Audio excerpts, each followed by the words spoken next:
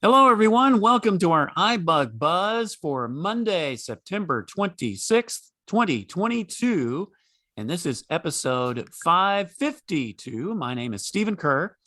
I'm your facilitator for the first hour of this call. And Sandhya will take over to moderate the second hour. We are glad you've joined us, whether you're with us live or listening on our on demand podcast. Thanks so much for being with us. This is an open forum where we talk about all things iOS, and that includes the iPhone, iPad, iPod Touch, Apple TV, the Apple Watch, and other apps and accessories related to those devices. And before we do introductions and get to your questions, I would like to turn things over to Sandhya because she has some brief but important announcements about what is coming up on iBUG in the next few days. So go ahead, Sandhya. All right. Thank you, Stephen. Yes, we have lots of good stuff going on this week.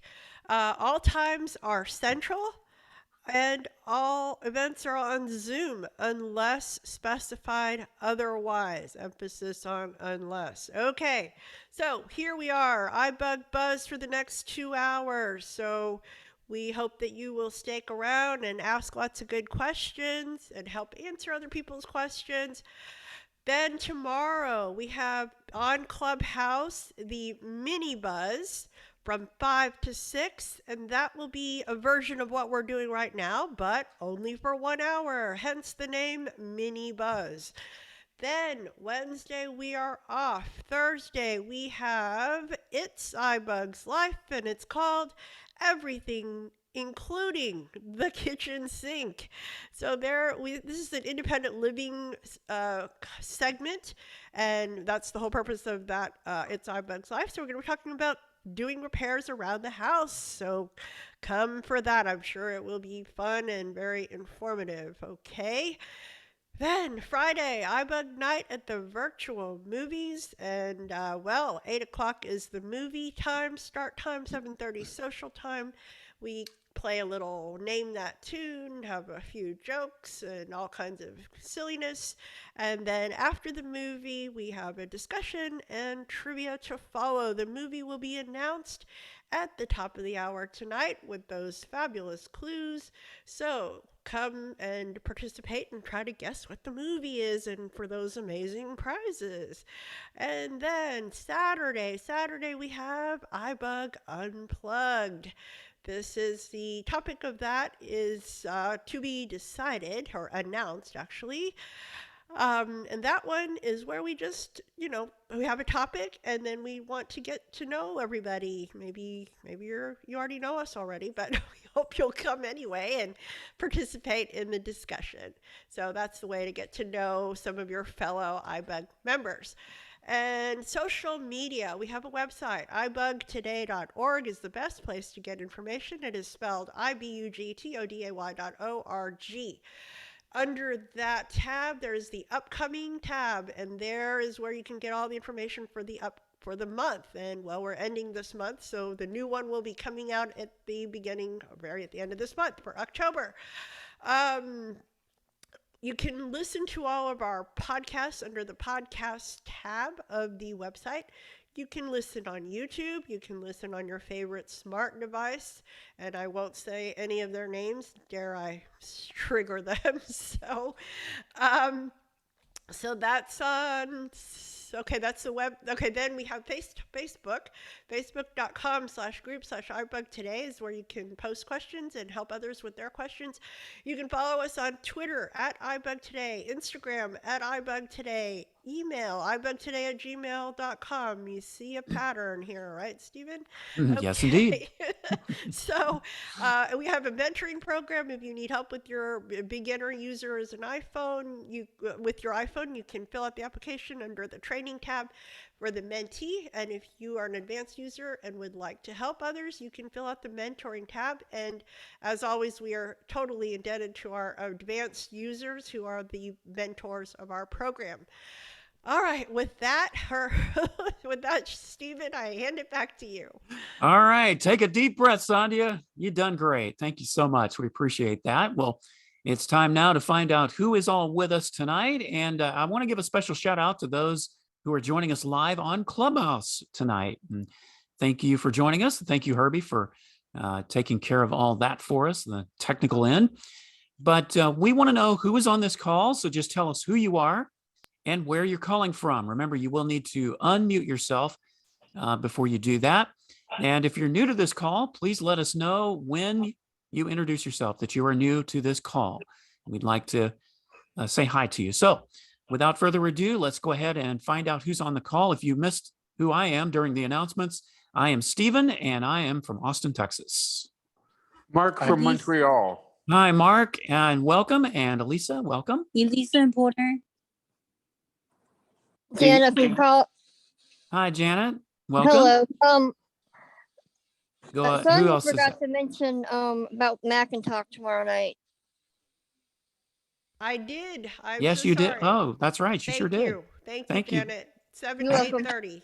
Thank you so much. All right. Thanks, Janet. All right. Who's next? Julie. Hi, From Julie. Atlanta. Welcome. Bridget, welcome. Yes, thank And you. who else? Glenn from Maryland. Hey, Glenn, welcome. Thank you. Pete. Vincent, New Jersey. All right. We got Pete. We got Vince. And did I hear Pat? Is that right? Yes. Pat McPherson. Pat. All right. Well, welcome to all three of you. Y'all talked about the same time. So welcome to all of you. All right. Who's next? Gary in Austin. Hey, Gary. Good to have you, sir. Hey, Steve. How you doing?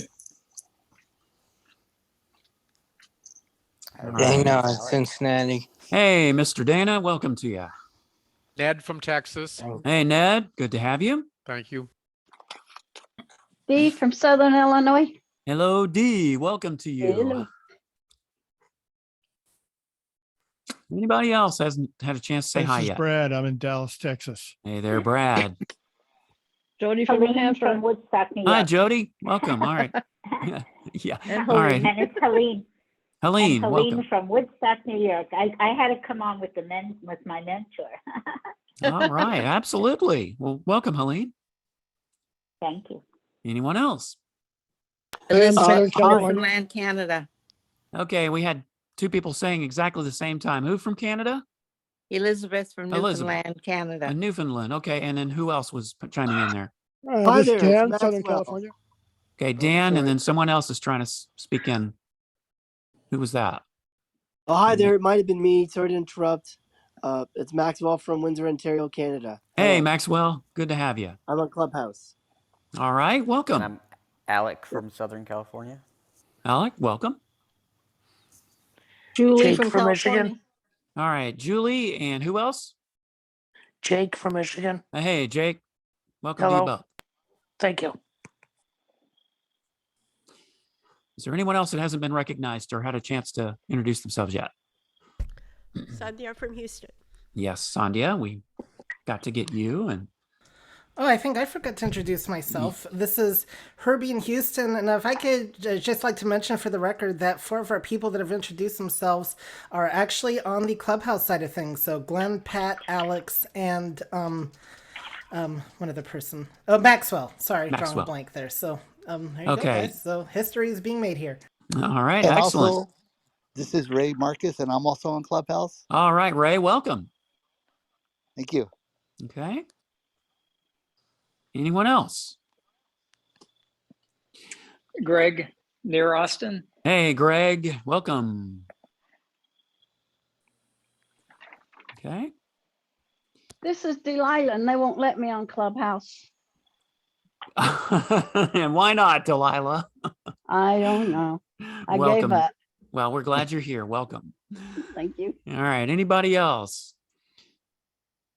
All right. Well, we can, those who missed it, we will do the same thing during our halftime show. So all of those on Clubhouse, Sandhya and anybody else that's not, but the names that we mentioned on Clubhouse, are they all new to this call? As far as we all know? I've been to Mini Buzz, so some of them are familiar with the format. So, Okay. Yeah. So unless you want me to recognize them specifically, we can go ahead and move forward. I mean, we could say hello. I mean, did any of y'all want to say hello? The people on Clubhouse? Just say Yeah. hello and how you heard about us. This is Alec. This is my, I believe, second time joining this talk. You guys did one a few weeks ago that I was in for about a few minutes. I didn't speak, but happy to be here. Well, we're happy to have you, Alec. What device do you use? I use an iPhone. I'm currently using the SE 2020. Perfect. Okay. Anyone else from Clubhouse want to chime in and say how you heard about iBug? Hi there. Go ahead. It's Is that Maxwell. Maxwell? I've been to your meeting a few times and I enjoy them. And I have an iPhone 12, 128 gigs of memory. Excellent. Thank you, sir. I have not yet updated. Ibrahim to Boston. Okay, I'm sorry. Go ahead. Ibrahim. Oh, Ibrahim. Okay, welcome, Ibrahim. Good to have you. All right. Any of the new callers that would like to say hi and what device you're using?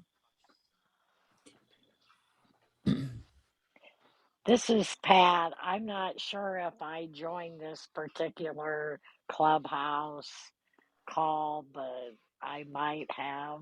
I'm on a lot of yours because I do enjoy all your buzz talks. Excellent.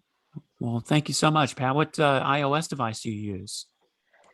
I have an 11 Pro Max iPhone, and I recently was gifted a MacBook, so I may be signing up for your Minty program. Oh, excellent. Well, we'd love to have you. Well, thank you so much for joining us on Clubhouse tonight. Thank you. All right. Angelo? Angelo. You guys are live. That's good because I didn't know I was on Clubhouse. I thought it was on Buzz. Well, Buzz is the name of the show or the name of the, All right. the call. Okay. Okay. And now I do have a question. Okay, well, hang on just one second. We'll get to questions in just a minute, but I want to make sure that there's anybody else, any new callers that haven't introduced themselves yet. Then we'll get to questions. Hang on just 1 second. Sure. Is there anyone else that we have missed? Hi, this is Randy in Wisconsin. All right, Randy, welcome. And are you new to the iBug Buzz call? I am longtime podcast listener, but new to the call. Excellent. Well, how did you hear about iBug and what iOS device do you use? I have an iPhone 11, and how to hear about iBug? I don't know. I must just found you in the podcast feed. I've probably been listening for close to a year. Oh, that's great. Well, we're glad you found us, and we're glad to have you tonight. So feel free when we open up for questions. You're more than welcome to ask something. All right. Well, let's go ahead and open it up for questions. Remember, there are no dumb questions, so don't be shy. And Maxwell, since you were the one that wanted to ask a question, I believe. It was Angelo. Angelo, I'm sorry. Angelo, go ahead with your question. Okay. So I'm in the Jumpstart program with Chris, and she was recommending that I use Overcast for my podcast and helping me set it up. And when we got to the place where I searched for iBug so that I could stream it, and it only gave me one result with about 10 letters in the name, had nothing to do with iBug. Whereas when Chris does the same thing in Texas, she gets all the individual iBug things like Cafe, Buzz, Apple Workshop, all those. So why do I in Canada not get those things? That's a very good question. Who would like to tackle that? And this is in the Overcast podcast app, Angelo? Yes, okay. That's right. Overcast, trying to stream iBug so that it won't take space on my device. Right. All right. Anybody have any ideas as to what's going on with the search in Overcast that he's not able to find iBug?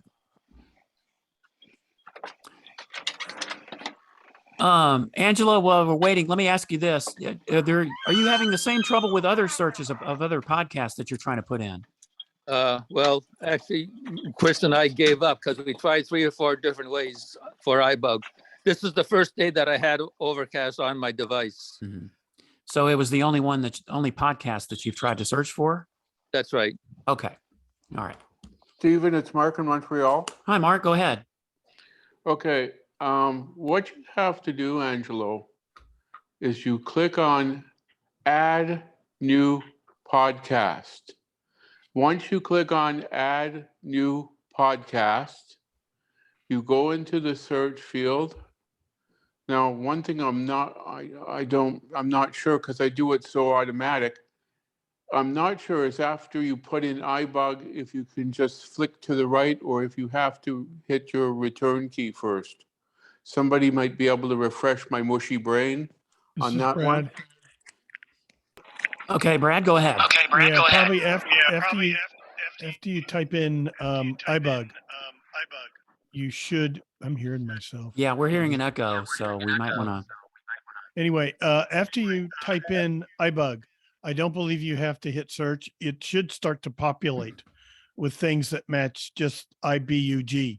I mean, you can type more, space and then type BUZZ, and that'll start narrowing the search. But if you type in iBUG, you should populate with things that match those, the search term you've already typed in. Okay, so you're saying iBug space, iBug more space buzz, and then No. What Mark said was first you have to start out with, there's a button somewhere that says add new podcast. Right. Yes. Then you'll get a search box. You were probably searching. It was looking for things you already had in your Overcast app. So once you add podcast, you will then find a search box. Find that, double tap on the search box, which will bring up a keyboard, and then type iBUG, and it should start populating things that match that search, those characters you've already typed in. And it should be right up there at the top. Okay. All right. I'll try. Okay. All right. Does that answer your question, Angelo? Well, it gave me something to try anyway, yes. Absolutely. Well, thank you so much for your question, and we appreciate you joining us tonight. Sure. All right. Well, let's move on to a new topic. Who has a new question?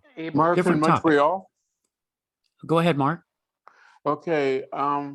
I'm running into a situation with iOS 16.0.2. I did not have the same issue. On the 14s, they had you download after you synced everything from the cloud, iOS 16.0.1. And only the people on, I believe, the 14 Pros got it. It may have been all the Pros, but I'm not sure. In any case, everybody got 16.0.2. And I've checked with people with 12 Pros and 13 Pros, and they're not having a problem. But unfortunately, I have the 14 Pro, and in this instance, when I go into iMessage to record an audio, the standard procedure is click on apps, click on audio, click on record, whether by double tapping to lock it or by double tapping and holding it down to record temporarily and release. The bug is that it doesn't recognize the fact, even though it says you're recording. For example, you lock it, the record button becomes a stop button, and the stop is highlighted. You press the stop, and the stop button becomes a play button. You go to try to play, and there's nothing there, and you go to try to send it, and there's nothing there. And this seems to be a specific issue to the 14 Pros, so far as I know. And I'm just wondering if anybody out there with the 14 Pro has tried recording an audio iMessage and run into the same situation. I've reported it to Apple Accessibility. Okay. All right. Anyone having the trouble with recording iMessages? Just with the 14 Pro, and this is iOS 16.2, the latest update, right, Mark? Correct. Okay. That's correct. All right.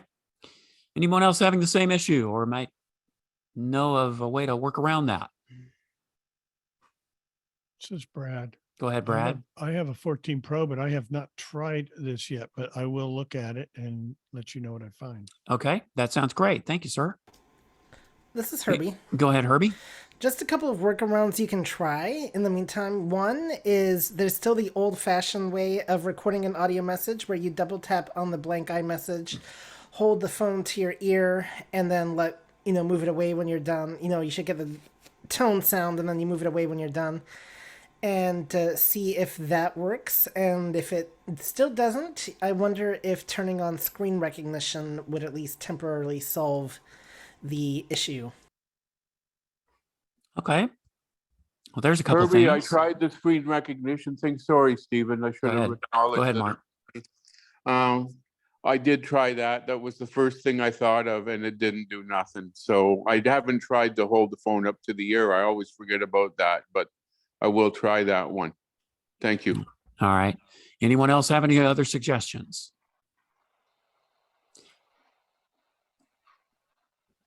Okay, well, yeah, try that one, Mark, and see if that works. And Brad, if you come up with anything else, feel free to join in later or next week, just depending on when.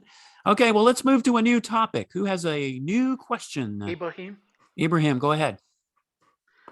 So I'm not sure what's going on. Ibrahim, I need you to speak up. You're a little bit too far away. Can you get a little closer to your device and speak up, please? That better? Yeah, it's a little bit better. Go ahead.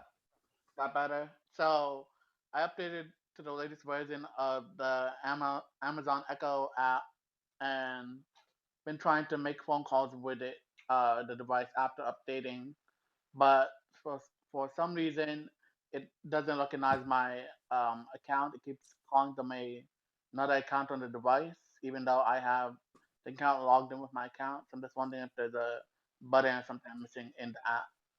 So you're trying to make calls through the app, through the Echo app? To the device. Through the but device. The app is on my account, and I have everything set up in the app to recognize my account. For some reason, it's still just going to the other account on the device. I wonder if there's something I'm missing in the app. To stop Okay. that. All right. Does anyone have an answer or a solution for that?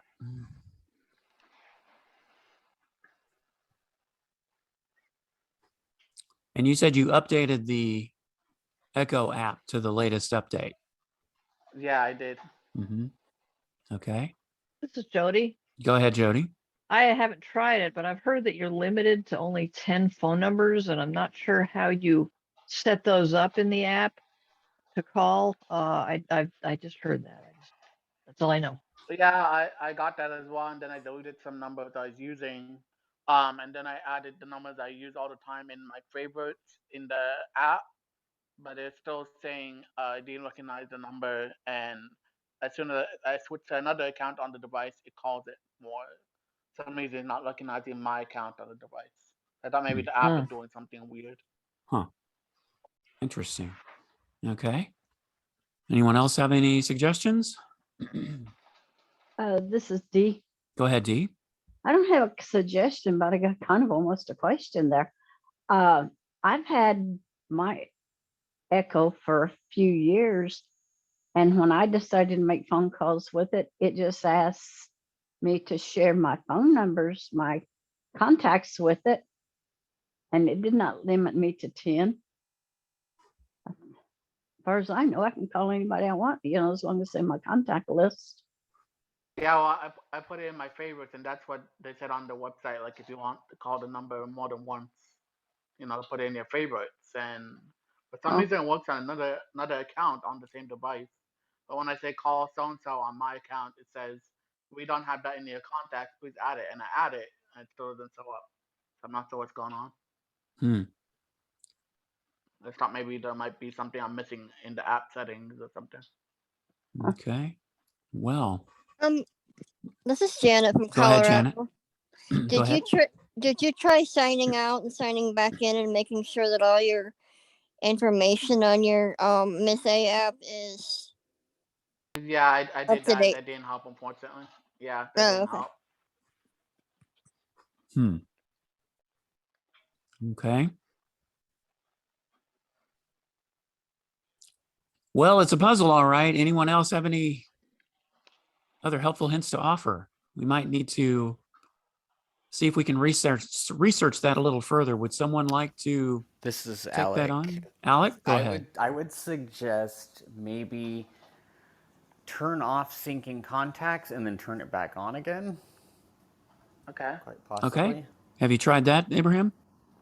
I don't think I have. I think I have tried trying to connect it to my Wi-Fi, and all of that is set up correctly, and then doing what the Echo people told me, which is putting frequently call people into a favorites group inside that. But I haven't sync the contacts in a while. So I'll It try sounds that like again, it I might be guess. a contact issue, though, just by the way you're describing it, because the Yeah. favorites thing is kind of like if you, it's like a quicker way to get a hold of people, but I've found that just having the list of my contacts works fine.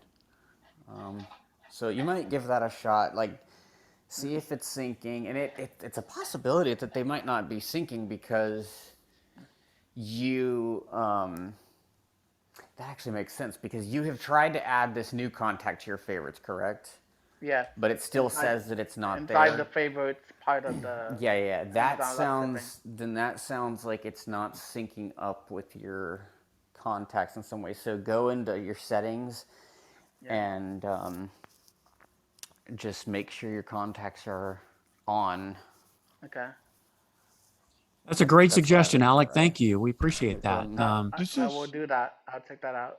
Okay, Brad, go ahead. Yeah, I missed the first part of that because I was playing with that voice message. Did he already add the person he wants to add to his favorites to his contacts? Because they have to be in your contacts in order to add them to your favorites. No, I was talking about the favorites inside the Amazon app because there's Oh, a communications area where it says add favorite group of I believe that has to be already in your call. contacts as well. Well, that's the what I was Amazon wondering. apps is reaching into your contacts on your iPhone. At least mine does. Yeah. So they've got to be in your contacts first. Okay. Then you got to allow the Amazon app to access, give it permission, or you got to give something. I can't remember which it is, if it's a push or a pull. Okay. But you have to allow. Yeah. Contacts has to allow Amazon app permission to access the contacts. I'm not a big I guess user it's of that feature, so. Yeah, I know. In the past, for some reason, they just would let me call the person without asking for contact access. So maybe they changed something to force you to access your contacts or something. I don't know. All right. I'll look at that again. We need to keep. Well, yeah, we need to move forward. So, Ibrahim, give those two I'll things a look at- try and see if that works, and then come back to us. So, thank you for your question, and thank you everyone for your suggestions. Let's move to a new topic. Go ahead, Brad. I have been trying this voice message feature, and I am not a big user of it, but I cannot get it to work. I've seen that button there. If you have not typed anything in, the button should be there. And I'm getting weird stuff out of mine. I've got a message that I sent to myself once because it just contains some, aside from the fact that I frequently talk to myself, I had some information that I sent to myself to save a link. So anyway, that way I can send a message to myself. Anyway, and it won't work. And it keeps trying to switch to being a text message instead of an iMessage. But if I back out of if I go back to my messages list and come back in, it says iMessage, but I just can't get it to work. So there may be a bug. It This is sounds like it Herbie. is a bug. Herbie, go Yeah, it ahead. sounds like a I bug just to thought of me. another workaround that, well, this is something that anybody can use, but don't forget, just a reminder, you can now also use Siri to send voice messages. Just true. say, ask her to send an audio message to whoever, and she'll say, what do you want to say? I wish she would just say recording. So you may think you're dictating, but it is an audio message. What is interesting is sometimes you actually can see a transcript of what you say. But that is another way to send an audio message, and then you just remain silent when you're done, and she'll ask if you want to send it or play back or whatever. So that is another way to send audio messages to people. Okay, great. Thank you both. That's great suggestions. All right. All right. Well, let's move on to a new topic. Who has a new question for us? Stephen, it's Mark in Montreal. Let's see. I had someone else pop in first, Mark. Let's see who that is, and then we'll get to you next. Pat. Pat? Okay, Pat, go ahead. Okay. I don't know what they did to the phone screen. Like if you're on a call and you're wanting to add a call, then you put the name in the search field and tap their number and it calls them. The person answers, So you used to just have to hit merge calls. When I merged the calls, just one person was there. And every time I went to the top of the screen and swiped, the first person was there, the second person was there, but beside their name it said hold. If I hit, if I double tapped on the hold button, that person, it hung them up. One time, it's like I could not add a call and get the three people on the call. Does anybody know if that's a bug or it's a new way you have to do it, or I don't know. I'm Now, like, are you on the latest iOS update, Pat? yes. Okay, If very that good. was 16.0.2 2, or 16.2. Mm-hmm. Okay. Well, who would like to help Pat with the call merging issue? Anybody have a suggestion or having the same problem? Might have a workaround. Lisa, Go ahead, Elisa.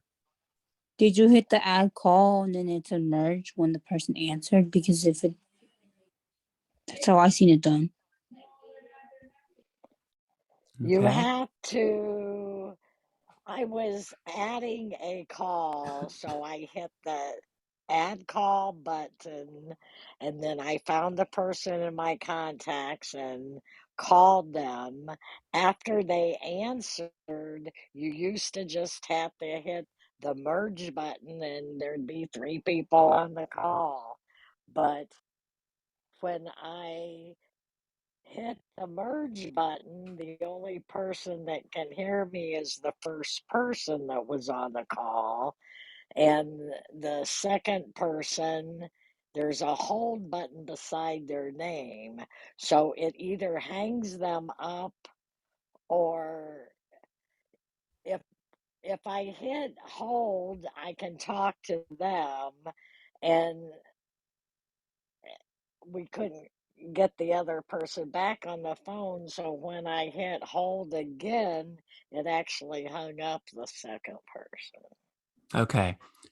All right. Does anyone have any other ideas and why this might be happening?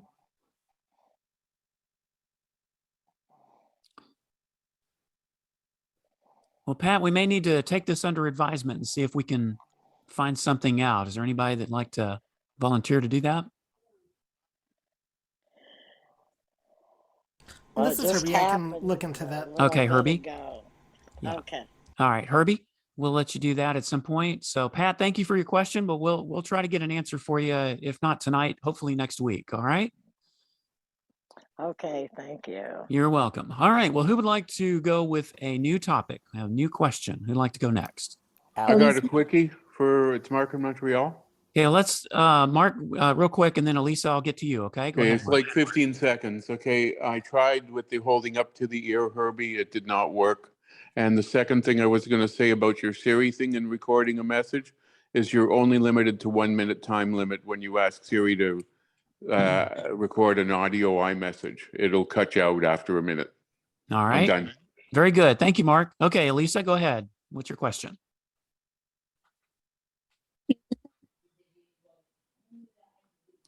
Elisa. Oh, there you are. Go ahead. Okay, thank you.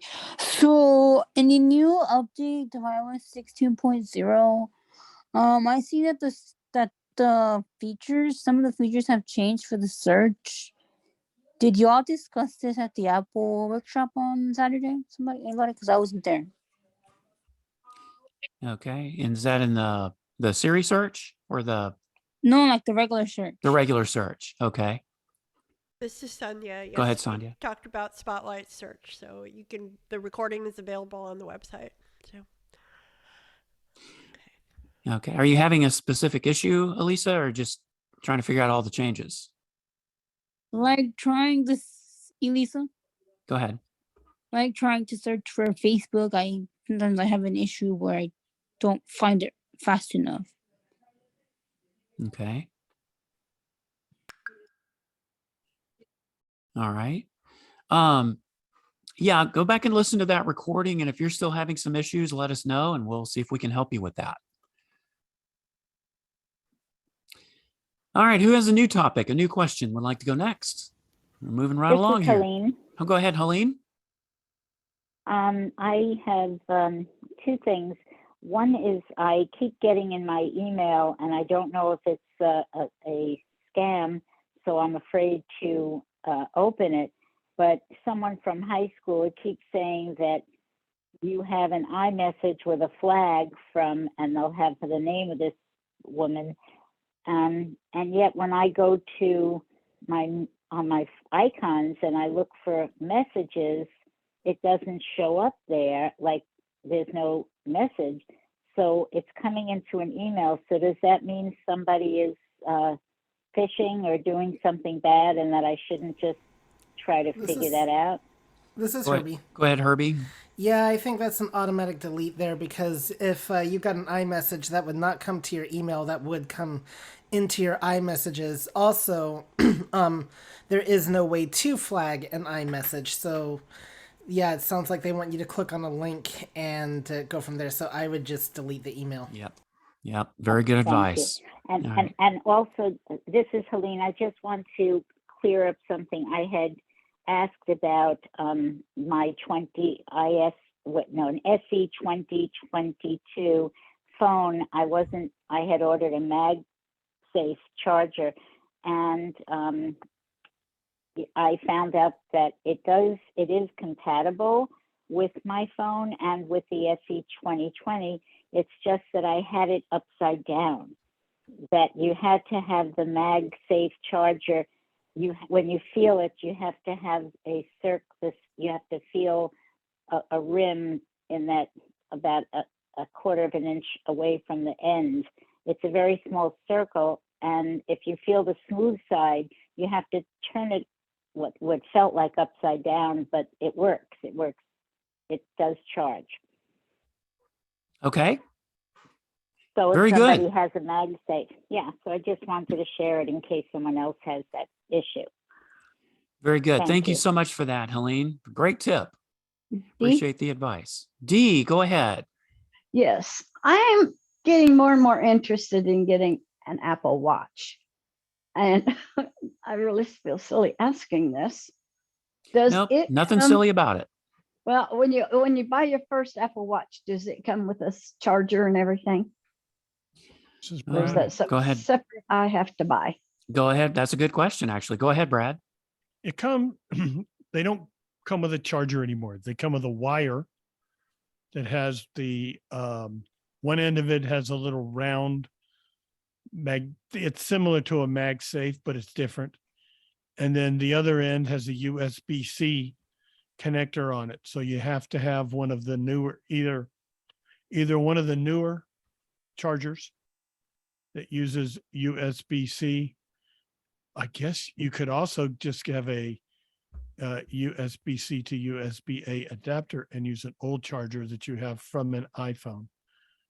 But Apple sells, they're selling chargers separate, whether or not it helps the environment or it's just a racket for Apple to sell chargers separately. It's another issue not to be debated here. Yeah, we don't want to go there. But you have to buy, you buy and Apple does sell a 20-watt charger for $19, $20, something like that. But yes, you'll have to come up with a charger separately, and the wire has USB-C on it. You can use a 20 amp charger on a watch.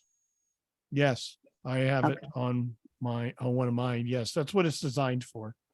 Okay. And these things are smart enough that they figure out what the real need of whatever the device is. That's why you want to be really careful where you buy your chargers from. You don't just buy a cheap charger at 7-Eleven. You want not to disparage 7-Eleven, but you know what I mean. You want to buy these things. I mean, Amazon makes a line of chargers that's okay. Amazon Basics, they sell their own line. They're pretty good, but they can be less, but you're getting a good deal. You're getting a quality product when you buy it from Apple. You pay through the nose for them, but you know it's not going to do something it shouldn't do and hurt your device. Okay, thank This you. is Herbie. All right, go ahead, Herbie. No, I just wanted to mention D, and I think this should help anybody else too. I wanted to just say that D, your question proves that there is no such thing as a dumb or silly question, because with all the changes that Apple has been making over the last couple of years with their chargers and stuff, that is a very good question. In fact, something I hadn't even really thought about. So, because I already have watch chargers, so it's something important to tell people. So, your question was, I mean, there's no such thing as a silly question, but yours was definitely, in my opinion, the complete opposite, just with the changes that Apple has been making over the last couple of years. I was going to say the very same thing, Herbie. You read my mind. Thanks so much. Dee, thanks for This your is Brad. question. That's great. Go ahead, Brad. Yeah, I'd also like to add, I've had several Apple Watches over the year from the first model up through the current model. And the brand new watches will still work and be charged by a charger from the very first Apple Watch. I might be doing It's the just same that the thing, new actually. ones, yeah, and I think you said you hadn't had one, but I'm just saying that all the Apple Watch are just the ones that started coming with the Series 7 and now the Series 8 are what they call the fast charger. And they're the ones with the USB-C connector, and they will use that, the 20 watt or the higher charger. And that's how they charge faster, but you can still use a charger from the original Series 0 Apple Watch on the current Apple Watch. They work just fine. They just don't charge as fast. Okay. Well, thank you, Brad. And yes, thank you, Dee. That was a very good question. Thank you so much. Well, let's move forward with a new This is topic. Alec. Alec, go I have ahead. a question about media playback. Starting in iOS 16.0 and including in this latest update, and I've tried this with different browsers, when you've got a video, you used to be able to enter full screen and it would bring up like all the media controls, adjusting the seek time. And what I've noticed now, that doesn't come up anymore. When you enter full screen now, it says media like it used to, but then it just shows the rest of the web page and you have to double tap media to play a video. Now, also when you lock the screen and you use the playback controls in the lock screen, when you seek through the video, it only seeks 5 seconds at a time. You do still have your forward 10 seconds and backward 10 seconds, which does work. But what I want to know is, and I've actually tried holding down the adjust value, if that's what we want to call it, and it does, you can seek like an hour in, let's say, like if it's a really long video, but you got to be careful because you can easily go back to 0 seconds very quickly. And I'm just wondering, is there a setting somewhere in iOS that you can change like the increments of time that it seeks by? Does that make sense? Yes, it does. Good question. All right. Anyone have an answer to that? Different increments in media playback for the new iOS 16 update. It's currently going within 5 seconds. Five, so and that's it, huh? Yeah. This is Brad. And go ahead. Go ahead, Brad. If you tried flicking up or down on that button, because sometimes I've seen, not in the app you're talking about, but in others where that changes the increment that it either goes ahead or backwards. Well, what I'm talking about is not the button. It's just when you're at a current position, 4 minutes, 20 seconds of 1 hour, 30 minutes, let's say, and you usually swipe and it adjusts the value. So usually, what it used to be, the longer the video, it would seek like, 5 minutes. And the shorter the video, it would be more like 2 minutes. And I don't know how they would determine that, but now it's like 5 seconds for everything. And this includes within the YouTube app too. Now I know you can change this in YouTube, like, instead of 10 seconds forward, 10 seconds backward, which you can also do with the podcast app, but I'm referring to the middle adjust value slider, if you will. Does anybody know what I'm talking about? Yeah. Where it says current Yeah. position. Mm-hmm. Yeah, and where you're trying to see if there's a way to change the because time 5 of seconds. increments. 5 This is seconds Herbie. for it. Go ahead. Go ahead, Herbie. I've never known a way to change the increments on the iPhone. They've always been whatever they are. YouTube has always been about 5, I think it's more like 10 seconds, but still, I've never known any way to change the increments unless there is an app that specifically allows you to do that. One example being a voice dream reader. That one does have an increment adjuster, but otherwise, like for Apple Music or YouTube or whatever, I've never known of any way to. Like Brad kind of mentioned, theoretically sliding might help a little bit, and you can always dig around in the settings to see if there's like for instance, Audible I know has in its settings you can adjust the rewind and fast forward there, and Bard has some built-in functions like with holding down the rewind and fast forward buttons. But so you can dig around in different app settings and see if there's any way to make changes there. But yeah. To be specific, this is more in browsers, like for video playback or even audio playback. Yeah. I have tried this with 2 browsers, to be specific, DuckDuckGo and Safari, and it does the same thing. But like I brought up YouTube though because YouTube does the same thing. It's like increments of 5 seconds, and if you've got a 2-hour video, keep swiping 5 seconds. It's going to take forever. So it might be a bug within Apple though. So if I notice anything changing with any of these updates, I will be sure to let you guys know as well. Okay. All right. So, Sounds good, Alec. Thank you for your time. You bet. Well, thank you. We appreciate it. Vanessa, go ahead. Hi, thank you. My question is, when I go on YouTube, and if I'm listening at something and they have something with a recipe, and they say if you check the bottom, you can find the recipe, but I can never find the recipe on the iPhone. So usually I email it to myself and then go on YouTube on the computer and I can see the recipe. But I can never see the recipes on the phone. So I'm just wondering if anybody have any idea on that. This is Alec. Go ahead, Alec. Have you tried clicking expand description?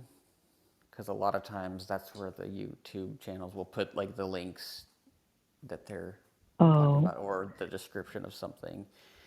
On the iPhone, in the YouTube video, you'll see expand description.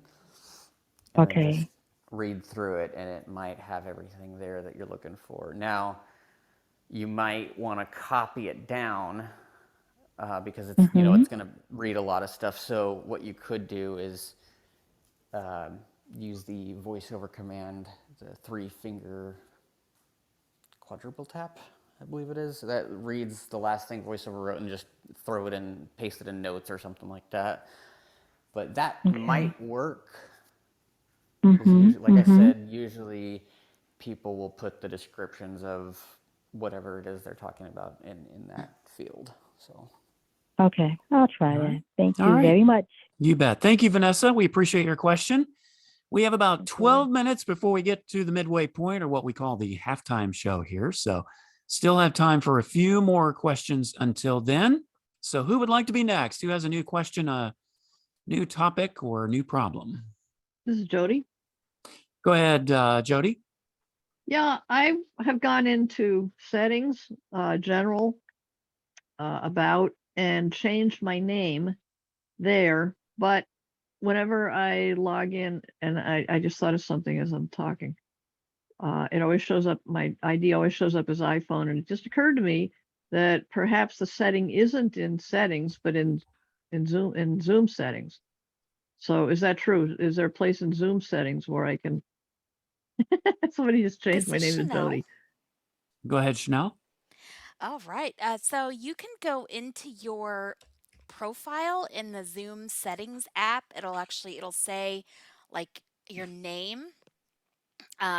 It'll, and then signed in, and then from there, you should be able to, there is an option that does say change name, and you should be able to access that. And I will verify that it indeed is there, so I'm not telling you the wrong thing, but I'm pretty sure that's what you would do.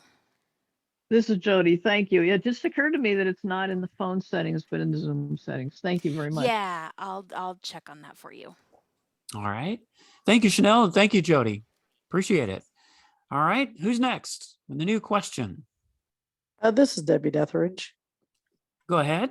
And have a question. When you're filling out like a form or something and you're using an external keyboard and it asks for your email address, a lot of times it wants to capitalize the letter, the first letter, but if your email address is not capitalized, does that matter? Somebody said it didn't, but I don't know if it does or not. Okay. Anyone have any idea about that? This is Jody. Go ahead, Jody. Yeah, I don't think it matters anymore. Of course, you can always hit the caps, the caps lock, and it will shift back down to lowercase, but it doesn't matter anymore. This is Chris. Go ahead, Chris. That's correct. It doesn't matter anymore for email addresses or domain names. The capitalization doesn't matter, but it's because you have a setting there, Debbie, that for your first letter, whatever you key, it's going to be capitalized. If you change that setting, it won't do that. All right. Is that helpful to you, Debbie? Yes. What were you? I'm sorry, my phone was chattering at the end. What did you say at the end? It's a setting for auto capitalization for the first letter. And if you change that setting, then it won't do that anymore. Oh, okay. Do you go to settings, do that in settings? I'm sorry. Sorry, my son's called. I have to go. I don't remember exactly. I think it may be under settings and keyboard, actually. I have to Okay, double check. probably. Okay. Yeah. All right. Thank you. You bet. Thank you, Debbie. Appreciate it. And Chris, thank you for your answer. Moving right along, who has a new question to serve up? This is Chanel. Go ahead, Chanel. With just a quick follow-up. So basically on Zoom, you go into the More tab. Then at the top, it actually says your name, and then usually it'll say like basic user, pro user. You double tap on the name, and then you'll actually see where you can change. There's a change name button. So you don't even have to go all the way into settings. Just go to the More tab. Oh, perfect. This is Jody. Thank you, That's Chanel. awesome. You bet. Thank you, Chanel. Appreciate you doing some diligent research on that. All right, now let's move to a new topic. Who has a new question for us?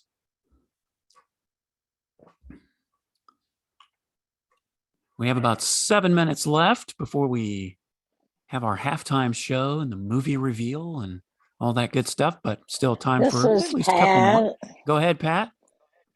The rename button under more would just change your name on that particular Zoom meeting, I believe.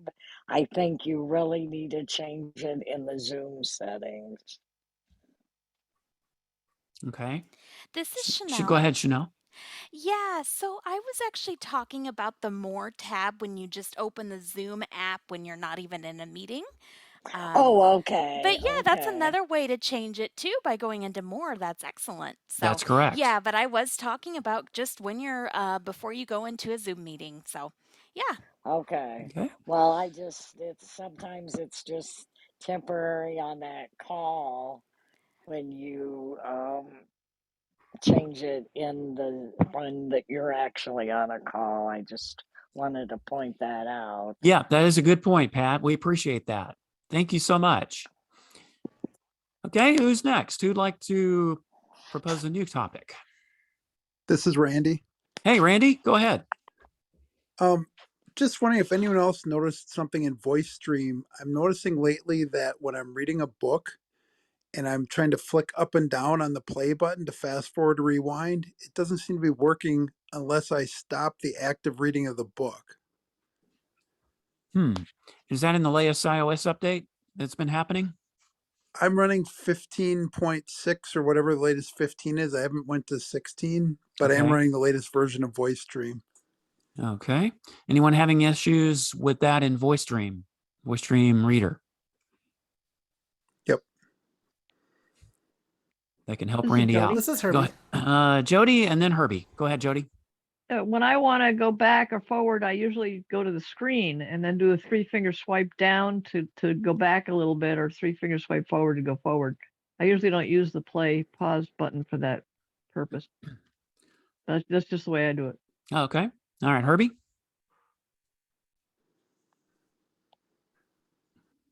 Yep. If There- my there you keyboard are. will cooperate with me, that would help a lot. Yeah. Mine too. Anyway, yeah. So a couple things. First of all, you may want to, unless your phone doesn't support it, you might want to try updating to the latest iOS 16 and see if that solves the problem. I do use VoiceStream on a regular basis. I have not really. I do think it is a little bit finicky, but it is not really.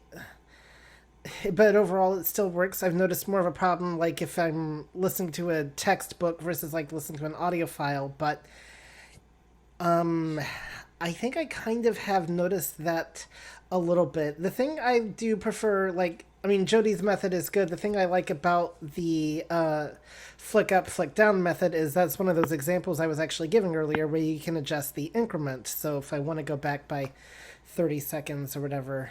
But I'm going to go look again to see if I do notice this. So, This Chris. Hey, go ahead, Chris. I'm sorry, Herbie, were you done? No, go ahead. You may have a more immediate answer. And I save me from having to do work. Go ahead, Yeah, Chris. Thank you. No, actually, I'm running iOS 15.4 and I use VoiceStream quite frequently also. I've not seen that problem. I use the play button. I flick up and down by heading or 15 seconds or what have you. And I haven't had any problems with that. Okay. This is Randy. Go ahead, Randy. It just started happening to me like in the last week or two, and it just kind of was maybe the last week, and it's just kind of head shaking because I download Bookshare books all the time and listen to them like crazy, and I don't know. All of a sudden, I just noticed that it's like it's not moving anywhere. But if I pause the book, then it'll go up by whatever increment I have it set to, 60 seconds headings or 15 seconds. So, just curious if anyone else was seeing it. Maybe I just need to reboot my phone. Yeah, that would be another question of if you've tried rebooting or doing a soft reset of your phone. All right. We'll give that a shot. See if that helps you, Randy. Sorry that's happening to you. Well, we appreciate your question. Let's see. We have 3 minutes, so we probably have time for one more question real quick. So who would like to be next before we move to our halftime show? We have a new topic, a new question that can be fairly short. This is Chris. Go ahead, Chris. I'm sorry to keep jumping in. I was just on Amazon Prime and I was trying to buy a movie that has been recently audio described. And when I went to purchase it, it came up and gave me that I needed a PIN code because of course, I have a parental PIN, set up because because I need to. Yeah. So, so I went to key the PIN in and I couldn't get it in. I couldn't use the on-screen keyboard. It would do one number, but it wouldn't do the rest. And it would just I would hear it kind of just do a little keystroke, a little sound, but I wouldn't do that actual that little like tick that you hear when the encrypted passwords are entered. It would do one. And then so I said, okay, well, let me go to my Bluetooth keyboard. So I went to my Bluetooth keyboard and the same thing would happen. So I could not purchase this movie. I couldn't purchase the movie, either way, on screen or with my Bluetooth keyboard by trying to key in my pen. Has anybody else seen this problem under Amazon Prime? All right. It's a good question. Anyone having trouble doing the PIN codes and the Amazon Prime app? This is Herbie. Go ahead, Herbie. I have heard of people having similar issues in the past. And I don't know if there was, excuse me, any kind of workaround. I mean, you could try screen recognition. I don't know if that would work or not, but that may be something to really complain to Amazon accessibility about. And, because, yeah, that sounds like an accessibility issue, but I have heard of that happening before. Okay. Anybody else having an issue with that? Brian quickly here. Go ahead, Brian. Yeah, I've heard of that. I've never had that problem, but I've heard other people having that problem. And one fellow said that the way he had to put his 4 digits in is put 1 digit in, swipe down with 1 finger, put the next digit in, and he never realized he had to do that until he did it by accident. Huh. So you'd put in the digit and then swipe down with 1 finger, put in the next one and keep doing that until and then, Yeah. Wow. Interesting. I've never tried it. I've never had that problem, so I can't confirm that, but that's something to try. All right. Well, Chris, give that a shot. See if that helps you out. Thank you for your question. And with that, Ms. Sandhya, we are at the midway point already. Didn't we just start this thing? Yeah, it just flew by. Yeah, it did. We were having so many good questions. It just went by me, but it's all yours now. All right. Thank you, Stephen. All right. So we'd like to give anybody who didn't get to say hello the first time around, please say who you are and where you're from, and if this is the first time you have been here. Anybody want to say hi? Nikki, San Francisco. All right. Welcome, Nikki. And hi. Thank you. Hi, this is Chanel coming to you from Clubhouse for the first time. No, I'm in just my right ear. Okay. Yeah. Okay, welcome, Chanel. All right, who else? Hi, Francis. this is Michael. Oh, go ahead, Francis. Okay, Francis, welcome. From Virginia. From Thank you. Virginia. Okay, nice to have you. And Hi then guys, Michael it's from Judy. Oregon. Hey, hang on. Michael, welcome to you. Where are you from? Beautiful Oregon coast. Oregon? Yep. All right, glad to have you. How'd you hear about us?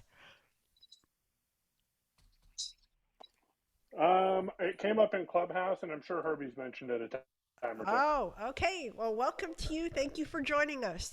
All right, Judy, I heard you. Lady, how are you? Hi, I'm good from Connecticut. How are you guys doing? Oh, good. Glad to have you. All right, anybody else want to say hello? Marcia from Daytona Beach. Welcome. Okay, stay safe out there. Okay. Oh, right. All right. Anybody else? Who you are, where you're from, and if it's first time you're joining or Hey, not. this is Wes from Spring. Wes! Oh my goodness. How are you, sir? First Good time joining on the Clubhouse side. All right. Well, you're in my right ear as well. Okay. Glad to have you, Wes. All right. Yeah, we're trying something new tonight, so thank you for Herbie to make this all happen. All right. Anybody else want to say hello? Debbie Deathridge, Kentucky. Oh, well, Kathy and who else? Debbie Deathridge from Debbie, Kentucky. hi there. Welcome. And Kathy, welcome from Oklahoma. Okay, who else? Anybody else? Richard from New York. Hey, Richard. Welcome to you. All Hey, right. Sonia and everyone. All right. Anybody else? Anybody else? Okay, we are Brooke moving from on. Oklahoma. Hey there. Welcome. Brooks. Okay, anybody else? Okay. So now, here we go. Well, we have good news and we have bad news again. Oh, not again. Not well. All right. Well, I won't do that to you. All right. So we are now going to have our talk about iBUG Night at the Virtual Movies for this Friday night. It'll be at 8 p.m. Central on this same Zoom conference line. Social time at 7:30. Come for the crazy, happy movie madness and music and jokes and all that kind of good stuff. And then after the movie, the audio described track only. Then we will have the discussion and your trivia. Okay, so with the, well, I don't know what they are. Amorphous? I mean, there's this asteroid out there named Dimorphos, so I think we're going to go with the word amorphous today. With the amorphous clues, we will now hand it over to our very own iBUG guy. iBUG guy, are you out there or are you with the asteroid?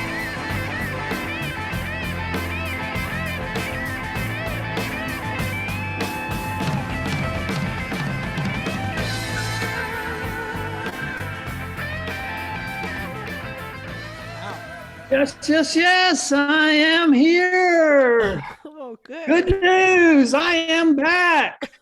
Bad news, I am back. All right. Well, welcome back. glad to be back with you again. I heard you guys had a good party last week without me, but that's okay. I had a good Yay. party without you too. So rude. All right. And I hear we got some special participants over on Zoom. Welcome all you guys. Clubhouse. Oh, am I on Zoom? Yes, oh, I thought I was on Clubhouse. Oh my God. I'm on both. Okay. Never mind. I'm on Zoom. We don't know what you're on. You're on Mars. Anyway, here we go. For those on Clubhouse, we are getting ready to do an episode that we fondly call Marco.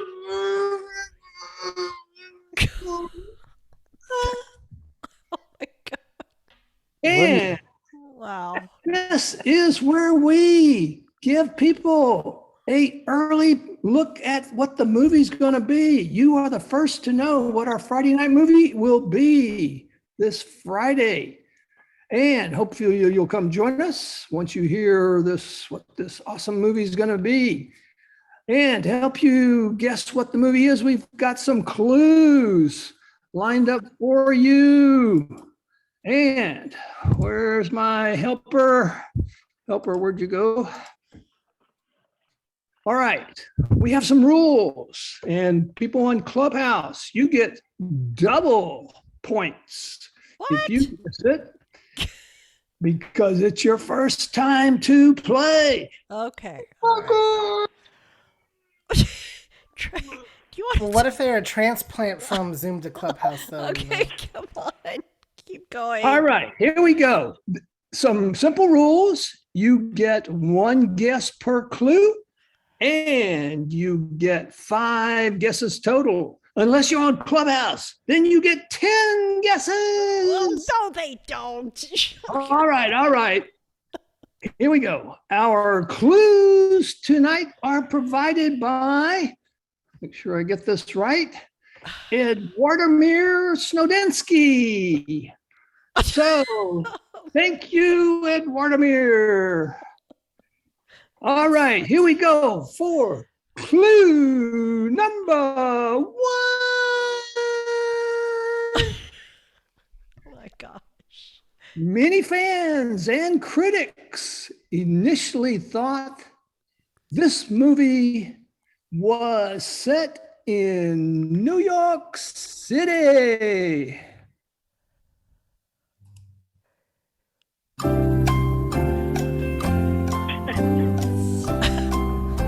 Okay, so that means that it is not in New York City.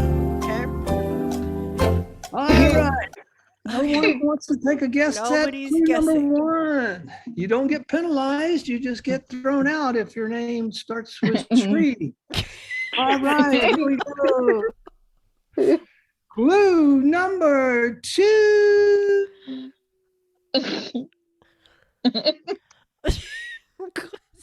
Okay. Did I Took say all of his breath. clue? Oh, here we go. All right, hold on. I can't hear this. Horrifying and intelligent thriller.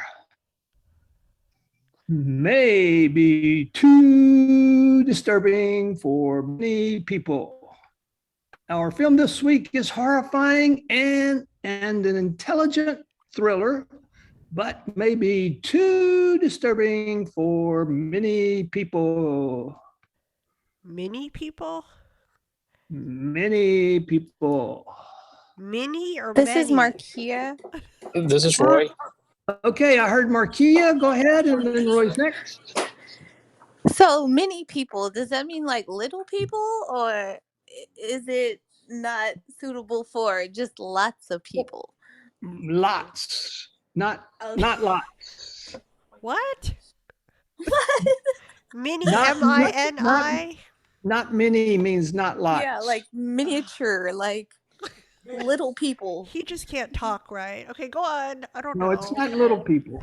Okay, it's many. M-A-N-Y. Many. Many. Gotcha. Very good. Intelligently horrifying. Okay, moving This on. is Roy. Moving on to Roy. Go ahead, Roy. Is it Amityville Horror?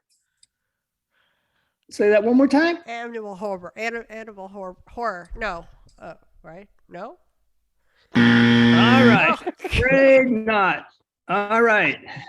Moving on to, no, anybody else guessing on clue number 2? All right. I've got the prod in my butt. Got to move on. Clue number 3.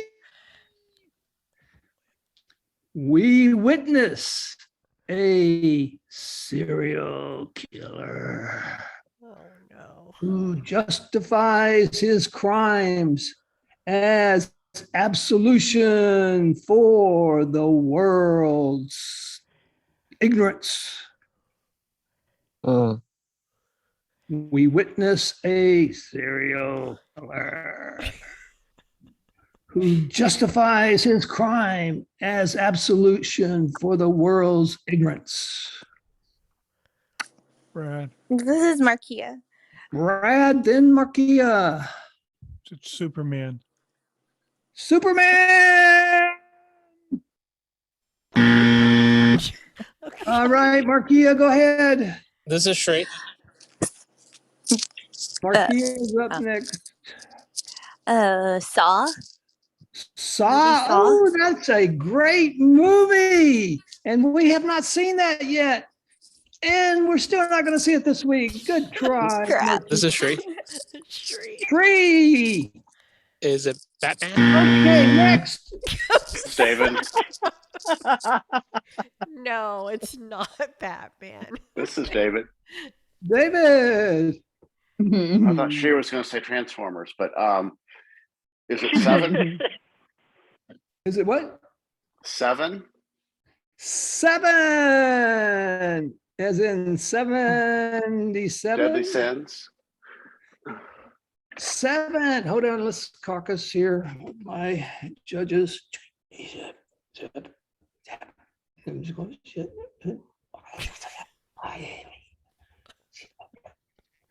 Okay, judges rule. Ding, ding, ding, ding, ding. David has it. Yes, yes, yes. We are watching 7, starring Brad Pitt, Morgan Freeman, and the sinister serial killer. Somebody, what's his name? Spacek. Kevin. Kevin Spacey. Kevin Spacey. All right. Way to go, David. All right, Johnny, what do we have for our winner tonight? we have for you, David, a first time in iBUG history, a metronome. And if you don't know what a metronome is, you will come and find out on Friday. But it will be in iBUG colors, and those of you who play music will know what a metronome is. It's the thing that keeps time. It goes tick, tick, tick. Okay, you get the point. All right, so there you go, David. Enjoy your Herbie. metronome. All right, go ahead, Herbie. So since we have some new people in Clubhouse, do you want to let them know what the iBUG colors are? Oh, our bug colors are red, black, and white. Our logo is the ladybug wearing dark glasses and holding a cane. So thank you, Herbie. All right. Okay, it's back to me. All right, okay. Oh my god. Yeah, you got to say goodnight, Mr. McCullough. Oh yeah.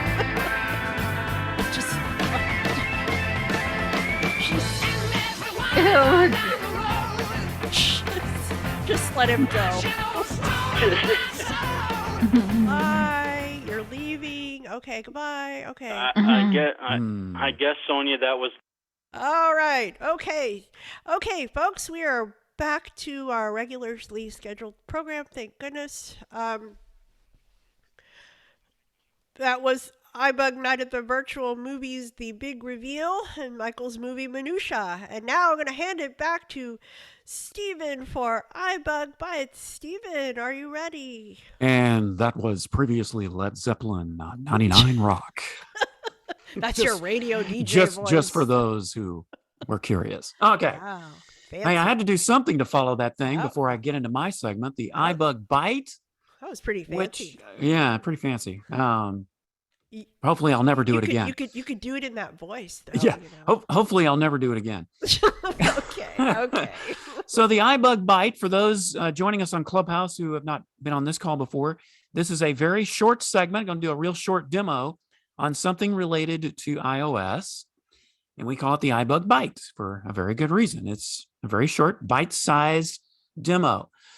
So my demo for tonight is going to be how to recover deleted text messages. And you're probably going, wait. I didn't think you could recover deleted text messages. Once they're gone, right? Not anymore. Thanks to iOS 16. If you delete a message and you didn't mean to, you have some time to go and retrieve it. You have a place to go to do that. So I am in the native Messages app, and I'm on the main screen of the Messages app. So going from the top here. Messages, heading. All right, I'm in the heading. So I'm going to start swiping with one finger to the right, and let's see what we've got here. All messages. Okay, there's all messages. Known senders. Known senders. Unknown senders. Unknown senders. Unread messages. Unread messages. And these are all ones that you can double tap on each one of those, and it can take you into the screen where if there are any messages in those categories, you will see them. So I'm going to swipe once again. Recently deleted. Aha! Recently deleted messages. That wasn't there before, but it is now. So that is where you're going to find your recently deleted messages. So I'm going to double tap on that. One finger double tap. Conversations. Conversations show the days remaining before deletion. After that time, messages will be permanently deleted. This may take up to 40 days. All right. So what you heard is that these are where all the conversations that you deleted are.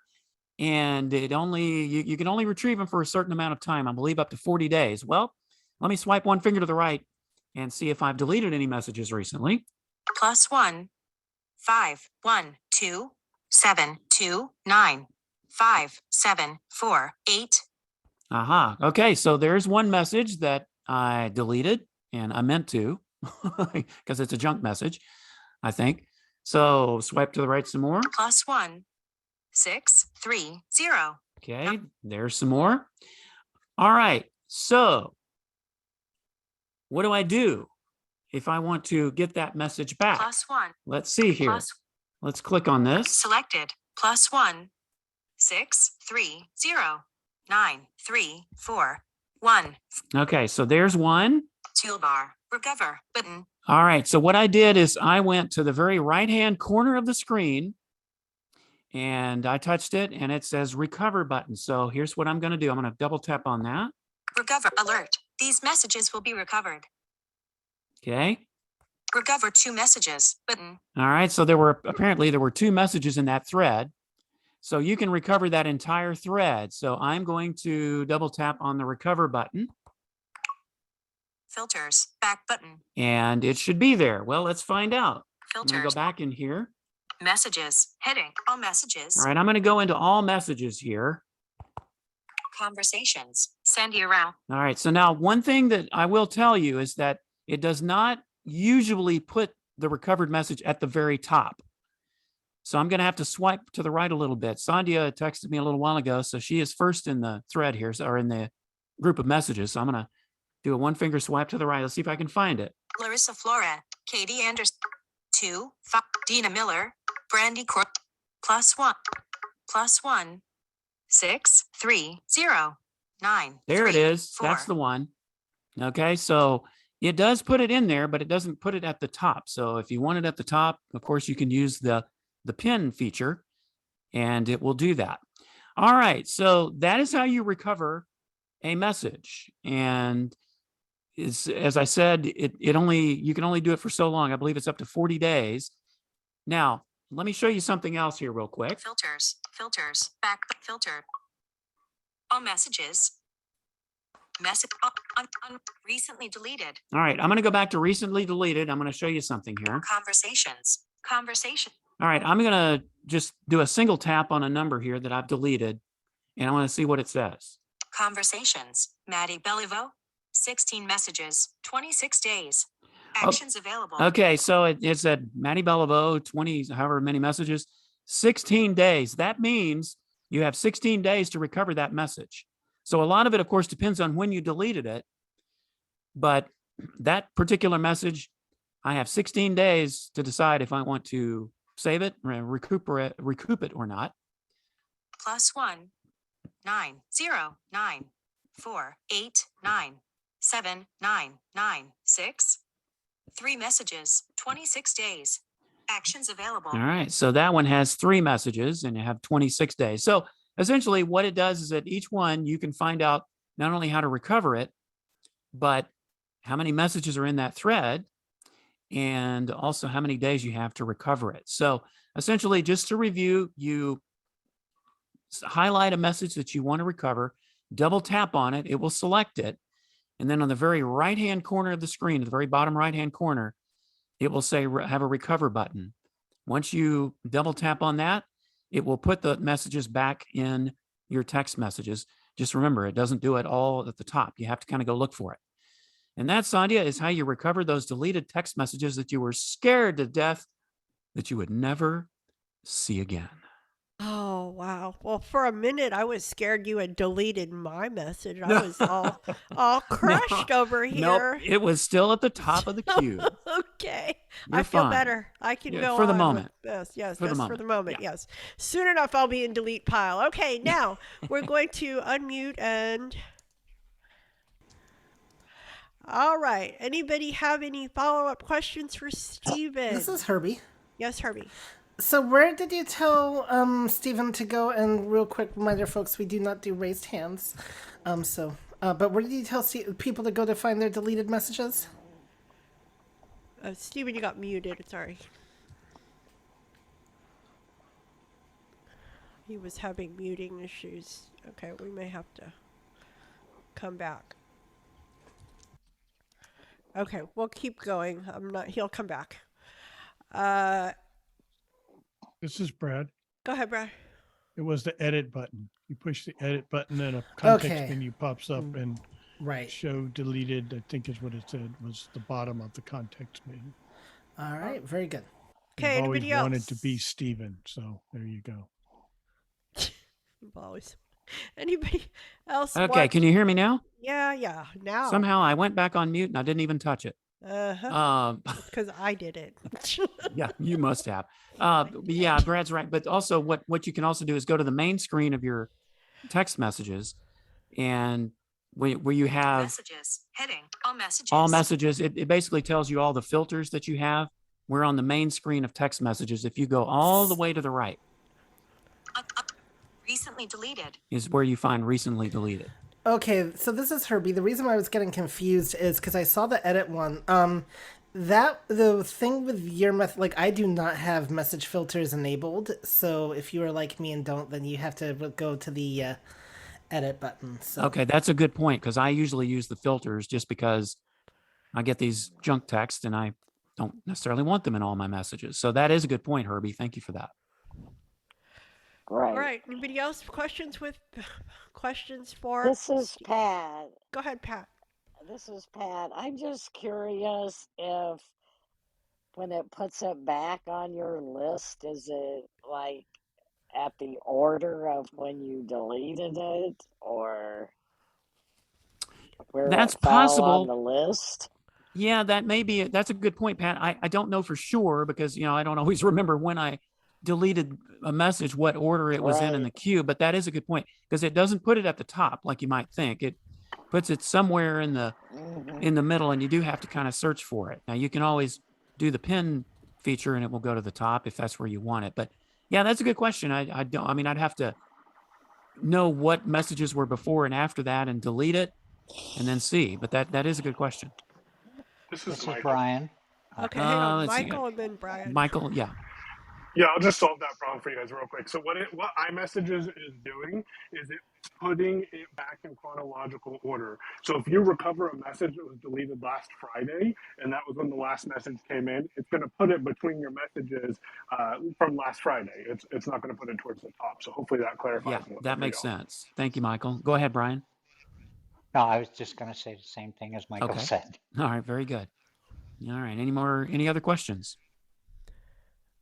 This is Debbie, ahead, and I Debbie. was wondering, is there a way to every once in a while when you get those junk messages or spam messages, is there a way to block them? Or I know occasionally you'll say, "Do you want to report this as spam?" But didn't know if there was any other way to get rid of those or not. Yeah, there is. I mean, that's for a different segment. I mean, we can certainly take that later once we're done with this. But yes, there is a way to do that. But this is basically for just recovering deleted messages. Oh, okay. But yes, there is a way to do that. All right. Anybody else questions for Stephen? This is Marcia. Go ahead, Marcia. When I put voiceover on, it hangs up with Siri. Her little star at the bottom doesn't go away. Okay, this is a totally different question, right? Yeah, it's not totally about yeah. deleted messages. Okay. Yeah, we're still on deleted, recovering deleted okay. messages. So hold on just one Okay, second. yeah. We'll get to those. Anybody else about recovering deleted messages? Okay. Now, Chris. Go ahead, Go ahead, Chris. Chris. So, Stephen, are you undeleting entire conversation threads or just individual messages or both? You can do either one. What I was doing was undeleting entire threads, but you can go into a conversation, and if you accidentally deleted a message in that conversation, you can go retrieve that one as well within that thread. But what I was doing was I was undeleting actual threads of messages. Right. Okay, thanks. Okay, anybody else? Questions for Stephen? All messages. Chart or to the left. Okay. Hi, this is Francis. I have a quick question, and it may have been answered already. Go ahead. When you're trying to recover the deleted messages, does it have to be right then?